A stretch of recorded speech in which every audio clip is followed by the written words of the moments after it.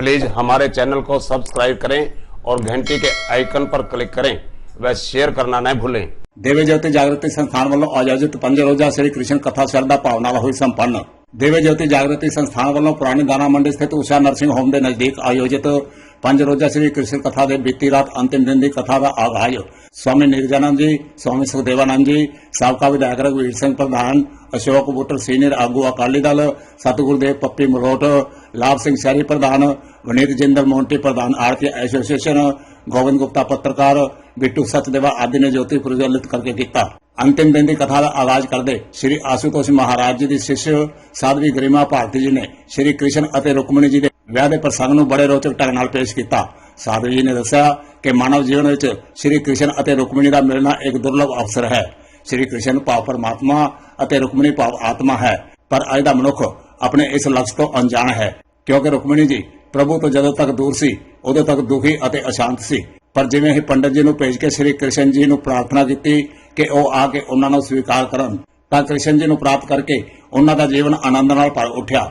उन्होंने कहा कि मनुख जदों परमात्मा तो दूर है उदों तक ही दुखी और अशांत है, और मनुख परमात्मा को उदों तक नहीं मिल सकता जदों तक उसके जीवन में पूर्ण गुरु का आगमन नहीं हुंदा। साधु जी ने कहा कि गुरु ज्ञान के माध्यम राही जिवें गणिका वैश्य, उंगली मर डाकू, सज्जन ठग आदि परमात्मा की भगती करके पापियों तो भगत आत्मा की श्रेणी में आके खड़े हुए, उसे तरह परमात्मा तो संसारिक सुख साधन और वस्तुओं आदि मंगन की बजाय जदों तक असी परमात्मा तो परमात्मा नूं नहीं मंगते और अपने जीवन का जो टीचा मकसद रब रूपी संसार के भले की मंग नहीं करते तां साडी भगती सार्थक नहीं हो सकती। इसलिए मनुख नूं अपने स्वार्थ और इच्छावां नूं छड्ड परमात्मा अगे अरदास करनी चाहिए है कि हे प्रभु, मैं तुहाडे तो सिर्फ तुहानूं ही मंगदा हां, और जदों प्रभु के प्रति तुहाडे मन में अजिही साधना श्रद्धा और समर्पण भाव पैदा हो जाएंगे तां ही प्रभु नूं पाया जा सकता है। आज समाज के अंदर लोगों ने भक्ति को एक आवरण बना दिया। जिस प्रकार से अपने तन की करुणता को ढकने के लिए हम आवरण, हम वस्त्र ओढ़ते हैं, ठीक ऐसे आज समाज में इंसान की भगवान के प्रति भक्ति है।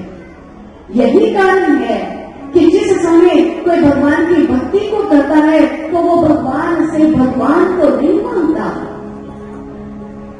कोई किसी लोभ के कारण ईश्वर की भक्ति करता है, या कोई किसी स्वार्थ के कारण या किसी भय के कारण भगवान की भक्ति को कर रहा है। इसीलिए आज तक मीना के जैसा रंग भक्ति का नहीं लगा, नामदेव की जैसी आज हमारी भक्ति अवस्था को हमने प्राप्त नहीं किया। रसखान की माने हमारे जीवन की अवस्था उस परमात्मा की दिव्य अनुभूतियों को, सुंदर अनुभूतियों को पाकर उसी आनंद के अंदर मग्न रहने जैसी स्थिति को हमने प्राप्त नहीं किया। अपने अंदर टटोल करके देखिए, क्या आज हमारी की जाने वाली भगवान के प्रति भक्ति निस्वार्थ है? नहीं। कहते हैं कि एक बार एक महात्मा, एक फकीर बड़े तेज गति से दौड़ते जा रहे थे। एक हाथ में उनके एक जलती हुई मशाल थी तो दूसरे में पानी का लोटा। एक व्यक्ति ने उन्हें देखा, कहने लगा, महात्मा जी कहाँ दौड़े चले जा रहे हैं? महात्मा जी ने कहा, मेरे पास समय नहीं है। उसने कहा, यही तो मैं जानना चाह रहा हूँ, आपको इतनी शीघ्रता क्या है?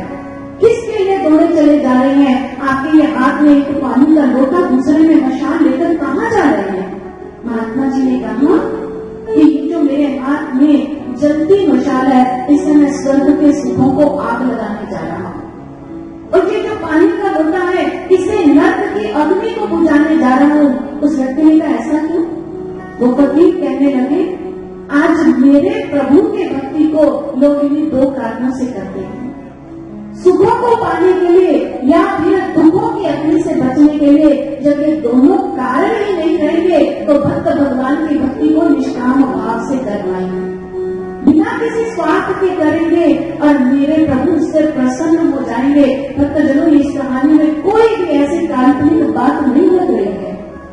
ये समाज का वास्तविकता, समाज का सत्य हमारे सामने रखती है। हमारी भी भक्ति के यही एक कारण है। लेकिन अगर आपको लगता है कि इसी भक्ति को करते करते यदि हम भगवान को प्राप्त कर लेंगे तो कदापि भगवान की प्राप्ति नहीं होगी। जब तक हम भगवान से भगवान को नहीं मांगते, अपने ये हमारे जीवन का लक्ष्य है, मकसद है, ईश्वर रूपी जो इस संसार का जो सार है, माखन है, हम उसके से उसी की मांग नहीं करते, हमारी भक्ति सार्थक नहीं होती। यह शास्त्र विधि मुस्लिम वर्तते काम करता, न स सिद्धि होती, न सुखम न प्राप्त। यदि हम शास्त्रों के बताए अनुसार विधि विधान के संग जो उस परमात्मा को पाने की विधि है, जो एक सदगुरु के सानिध्य में जाकर के मिलती है, जब तक हम उस विधि से भगवान की भक्ति को नहीं करते तो जीवन में कोई परम गति प्राप्त नहीं होगी। हम अपनी भक्ति को बिना किसी स्वार्थ के भगवान के आगे जाकर के रखें, ईश्वर के आगे ये प्रार्थना करें, प्रभु तुमसे मैं क्या मांगू, तुम्ही से तुम्ही को मांगता हूँ। जब तक ऐसी हमारी ईश्वर के आगे प्रार्थना नहीं होगी तब तक भगवान प्रसन्न नहीं होंगे। आज हमें भगवान से भक्तजनों सब कुछ चाहिए। संतान नहीं है, संतान चाहिए, नौकरी नहीं लगती, नौकरी चाहिए, मकान चाहिए, दुकान चाहिए, सामान चाहिए। इन लंबी सारी सूची को लेकर हम भगवान के द्वार पर जाकर खड़े हो जाते हैं और वो भगवान क्या करता है? जो मांगे ठाकुर अपने तेजो ईश्वरी देवा। जो हम उससे मांगते हैं वो हम पर कृपा करके वही प्रदान कर देता है। क्या जीवन में भी संतुष्टि आ जाती है? क्या जीवन में हम लोग तो हो जाते हैं? हमारी इस संसार को पाने की तृष्णाएं, कामनाएं फिर भी समाप्त नहीं होती हैं। भोगाना भुक्ता व्यवेक भुक्ता, संसार की तृष्णाएं, संसार के भोग भोगते भोगते भोगते भोगते एक दिन ये संसार के भोग हमें भोग जाते हैं, लेकिन हमसे ये भोग नहीं भोगे जाते। हमारी ये तृष्णाएं, हमारी ये कामनाएं पूर्ण नहीं होती। हम भगवान से क्या चाहते हैं हमें ये पता है, लेकिन वो भगवान हमसे क्या चाहता है कभी इस बात के ऊपर विचार किया? खुशियों की लग गई है झड़ियाँ, खुशियों की लग गई है झड़ियाँ, नाचे सारे होके रुकमणी की सज गई जोड़ी, देखो कृष्ण कन्हैया संग, रुकमणी की सज गई जोड़ी, देखो कृष्ण कन्हैया संग।